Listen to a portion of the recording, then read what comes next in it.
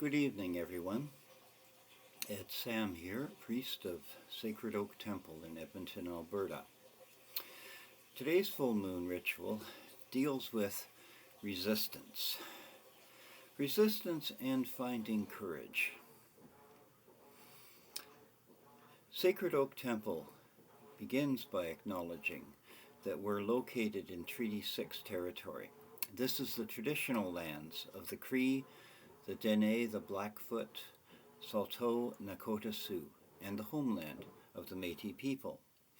As treaty peoples, we have an obligation to just and fair treatment of one another, and alliance against those who violate our treaties. A commitment to social justice that is made real in action is healing for ourselves, for our communities, and for our culture. I offer tobacco now to the ancestors of this land with thanks and hopes that I may come to belong here. Now everyone, just take a moment, settle yourselves in your chair or cushion at home, or rock back and forth until you feel comfortably balanced, and listen to my voice.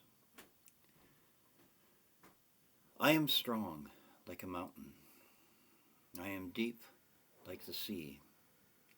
I am wild like the wind, and I am rooted in this place like a tree.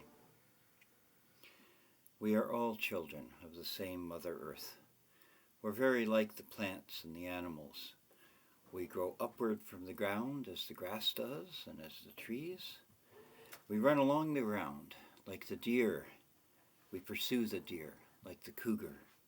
These are our sisters and brothers. We are all children of the same All-Mother and All-Father of humanity. In our cities, in our towns, in the country and in the jungle, in the 1,000 different ways we speak and the colors of our skin, we're still sisters and brothers. We're all the children of the gods, of the witches, who covenanted with our ancestors in the beginning to be with us, to protect us, and to give us their wisdom. We are their hidden children, returning to the light, and gathered together in this place and time. I'm going to cast a circle now.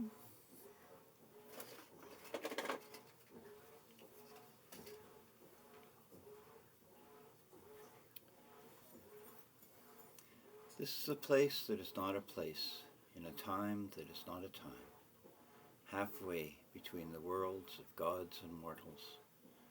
This is a place that is all places, in a time that is eternity, where gods and mortals come together. And this is a place that is our home, in a time that is our lives, where we can be greater than we thought.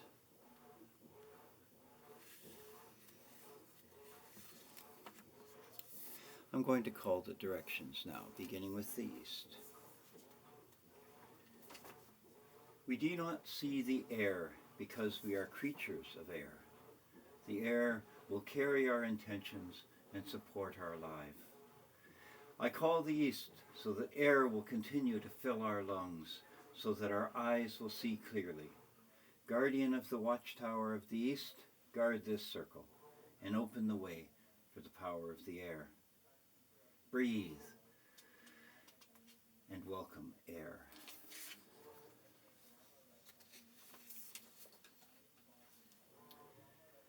Fire transforms matter by destroying some parts and then reshaping and remaking everything else.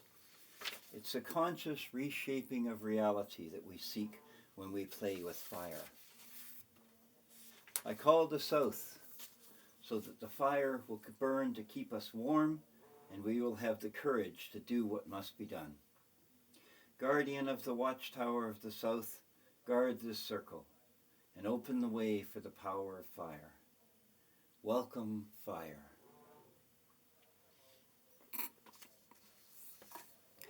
When we feel, even when we feel fear and disgust, we connect with the energy of water.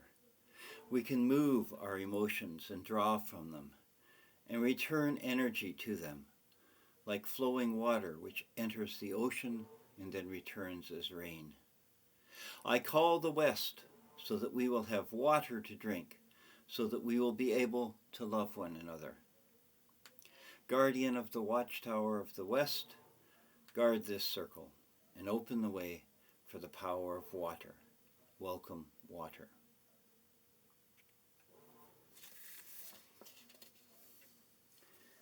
What we are and what we shape, we transform. We can hold and move, is matter, is earth. Grounding, finding our footing, and then moving and pushing off from that foundation is what supports all that we do, all that we think, all that we feel. I call the North so that we will have food and clothing and shelter, and so that we will always find our way home again. Guardian of the watchtower of the North, guard this circle and open the way for the power of the earth. Welcome, Earth.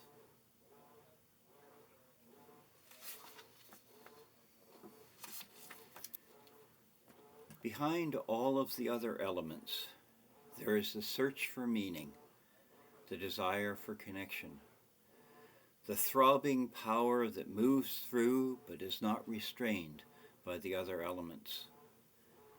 This movement toward purpose and meaning is the element of spirit. This is where we are, without artifice, here where the four directions meet, in a place that is all places and no place at all. We have gathered here simply to greet the gods and be with our fellows here on Mother Earth. Blessed are we who have come together, blessed with life and friends and family. The Spirit calls us to open our eyes and our hearts and to move us to act rightly in the world.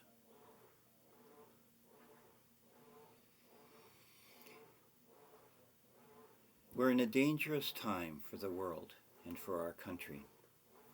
The United States is rapidly losing its democracy and slipping ever closer to outright civil war. And Canada is a small country right next door. As we face the rising tide of authoritarianism to the south, which threatens those in minority religions such as ourselves and our sisters and brothers, we can learn from the experiences of the last century about what it takes to oppose tyranny. What though the field be lost? All is not lost. The unconquerable will and study of revenge, immortal hate, and courage never to submit or yield. And what else is it to not be overcome? Here are some lessons adapted from Timothy Snyder's book on tyranny. We are at the point now far along in the progression towards tyranny. Establish a private life. The nastiest rulers will use what they know about you to blackmail you and push you around. Scrub your computer of malware. Remember that email is like skywriting. Consider using alternative forms of communication or use the internet not at all. Talk to people in person. For the same reason, clear up any legal troubles that you might have. When we think about resistance, we often emphasize that hard edge, refusal to obey orders, demonstrations and marches, sabotage, non-compliance, and even armed resistance. But I want here, at present in Canada, to principally encourage the soft edge of resistance to evil, doing good, working to replace evil with good, refusing to allow the intolerant and the haters to make us hate each other and divide us into the real people and the enemy. Be a real person, not only a keyboard warrior. Show up, get together with friends, offer real support. Contribute to good causes. Be active in organizations, political or not, that express your own view of life. Pick a charity or two and set up auto pay to contribute to them, if you can. Temples, schools, food banks, gay bars and pride parades, and community leagues and halls, libraries, all of these are threatened because they are independent sources of power and meaning that aren't completely controlled by the dictator and their party. Dismantling government support to vulnerable people, attacks on racial, ethnic, religious, and sexual minorities, attempts to force other countries to bow down must not be tolerated. Learn from people in other countries. Keep up your friendships abroad or make new friends in other countries. The present difficulties in the United States are an element of a larger trend, as are the radical right and folks like the Alberta separatists here in Canada, and no country is going to find a solution by itself. Resistance takes courage, and it takes solidarity. And the dictator and his party will encourage division among the people, spread doubt, and use whatever differences we have to make hatred instead of searching for solutions. So I'm going to lead you in a short meditation now around courage and solidarity. Take a moment now, close your eyes, and listen to my voice. Let us prepare ourselves and purify ourselves now for the tasks in front of us. Here we are. We're physically apart, but we're united by a common spirit and a common purpose, gathered together in community. Stand or sit comfortably, rock back and forth until you find a point of balance. Now all who hear my voice right now, push out your senses, reach out of your bodies. We cast our circle now from hand to hand to hand to hand, separated physically by thousands of kilometers, but of one spirit and one body. Reach out of your space, your home, and feel for the hands of others who are gathered together through this circle in the community that we form through Sacred Oak Temple. Take a deep breath in. Hold it for a second and release it. Feel how your lungs expanded as you breathed in and how awake your senses are. Listen, smell. Take another deep breath in and hold it and release it. You are breathing together with all of the others in our circle and sharing the breath of life with them. Feel the energy of the earth as it flows up through your body and out through your hands to all of the others here in our circle. Feel their energy as it flows into you and through you back to the earth. Take a moment. Pull the energy of the earth and send it out. Receive the energy and take it back. And finally now, breathe, hold, and release.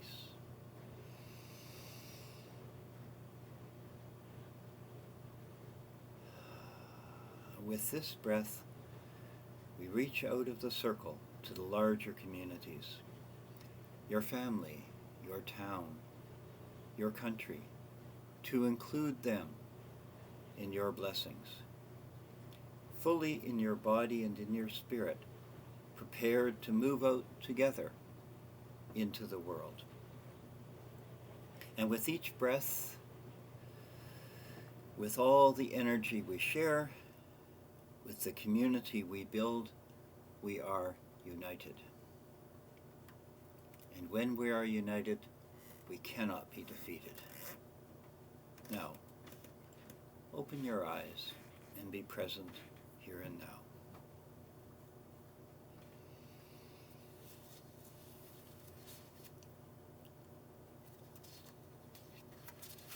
It's time to share and bless food and drink.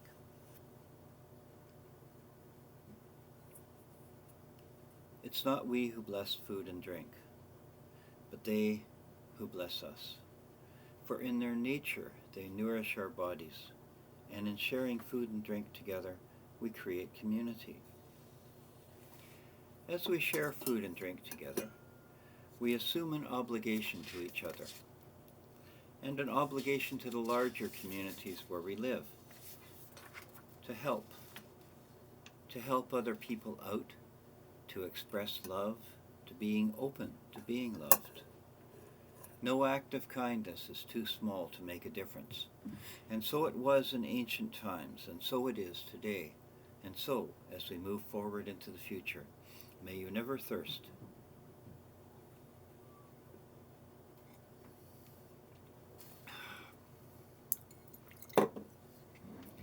And may you never hunger.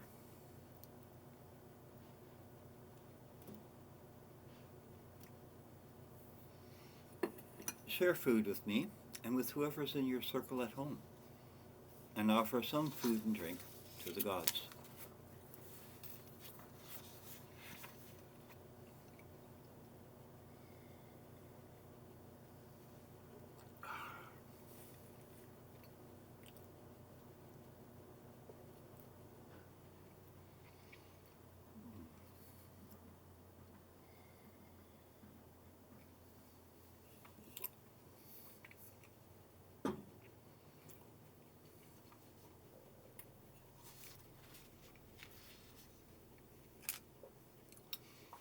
Thank you to the divine mysteries, the goddesses and gods that are both revealed and concealed in the workings of the world and in our lives.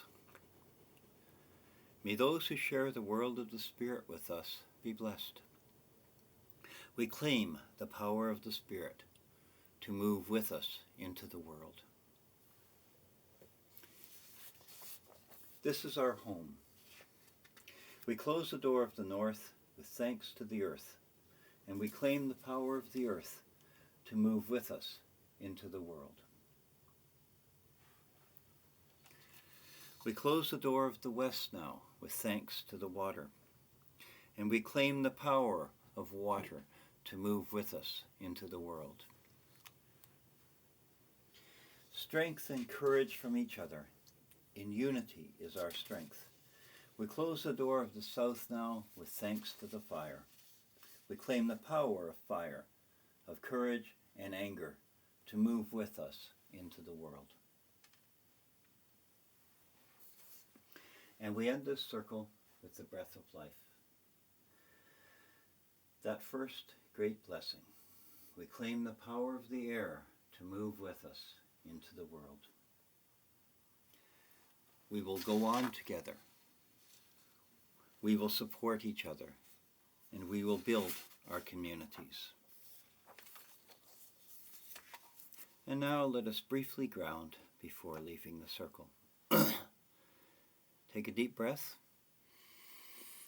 hold it, and release it. And again.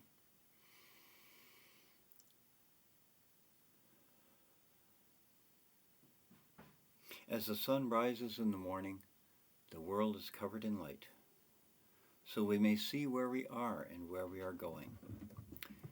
In the same way, the heart, the mind, and the soul, they open up, and we reach for the light of understanding, and we connect to the infinite as we see it in each other.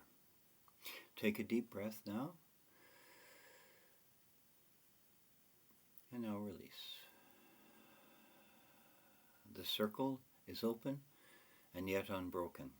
merry meet and merry part, and merry when we meet again. The next temple rite will be the new moon on August 23rd at 7 p.m. I'll see you then, and blessed be everyone.